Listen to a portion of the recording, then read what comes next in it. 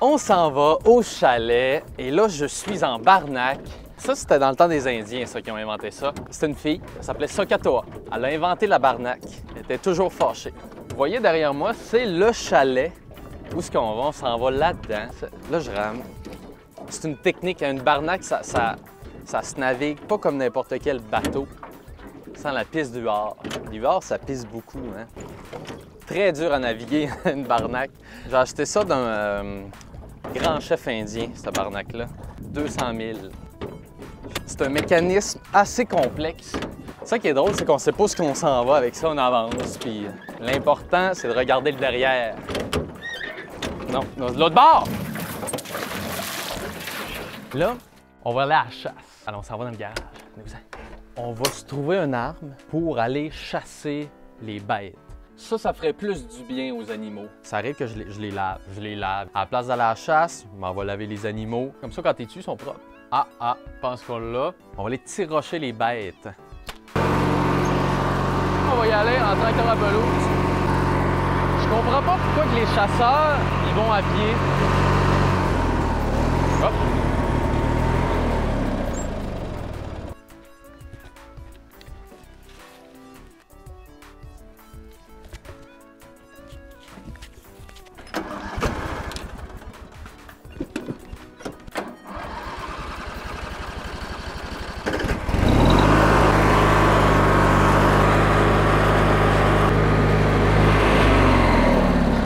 On va aller là. Ça, c'est ma place. Alors, on est dans le bois présentement et on s'en va à la chasse. Oh, là, il y a un chemin. Ça, c'est un chemin qui s'est fait naturellement. Justement, ici, c'est mon campement. Simonac. Voilà, ça, c'est ma cache. On voit les arignaux arriver. Ça, c'est la vue que j'ai de ma cache. Et en fait, moi, je chasse au tire-roche. Pourquoi? Parce qu'ici, on n'a pas le droit de fusil. Ça arrive qu'il y ait des crocodiles ici. Je chasse le carporte. Très belle race de poisson. C'est un poisson panaché. C'est vraiment des gros bois, là. Ça arrive que ça dépasse les orignaux. Pourtant, le poisson est gros de même. Je pense qu'il y en a un là. Je pense qu'il y en a un là.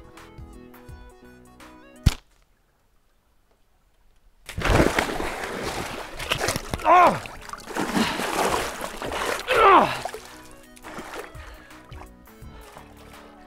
Ah! Wouh! Ça, c'est de la chasse! Ah!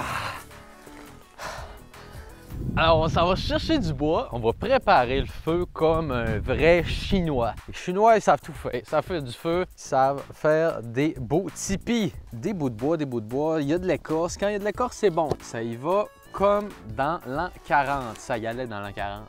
C'est bon, des petits comme ça. C'est bon, c'est fibreux. Ça goûte les fibres. Alors, je pense qu'on en a pas pire. Wow! Wouhou! Yeah! Il y a une technique très importante pour le feu. La première, le bois dans le rond. Là, on va faire un tipi. Mais là, ça vient d'où, ça, le mot tipi? Ils brûlaient des vaches au début. Puis, il y avait des vaches qui avaient des tipis. Le pied d'une vache, ça paraît pas, là, mais c'est vraiment combustible. Et plus qu'il est petit, plus qu'il brûle. Un peu comme P9. Wow! On mérite bien un morceau de foin. Nice! Alors, on pédale. Ça, c'est une barnaque à pédale en passant. C'est drôle, quand je fais de la barnaque à pédale, on dirait que je vieillis de 40 ans. Si un homme veut avoir l'air viril, fais pas de la barnaque à pédale. De là vient l'expression « c'est une pédale ». Comme là, je suis une pédale. Je suis une vraie pédale présentement. Ici, les sortes de poissons, c'est surtout des poissons cornus. Un dérivé de la licorne, d'ailleurs. Ça peut aller à 200 km/h, ce poisson-là. Surtout en eau froide. C'est un poisson qui va vite en eau froide.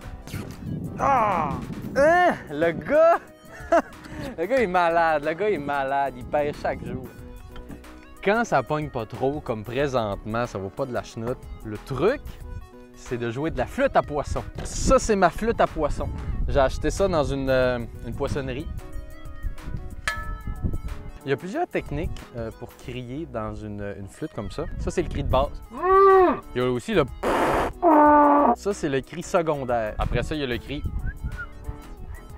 Ça, c'est pour les poissons-chats. Alors là, je vais faire le cri secondaire et ensuite, je vais tirer ma ligne à l'eau. Ça mord, ça mord, ça mord, on le savait. Le cri secondaire, ça attire des requins marteaux. Je pense que j'en ai un. C'est un requin marteau, ça? Je pense que je le saurais. Non, c'est pas un requin marteau.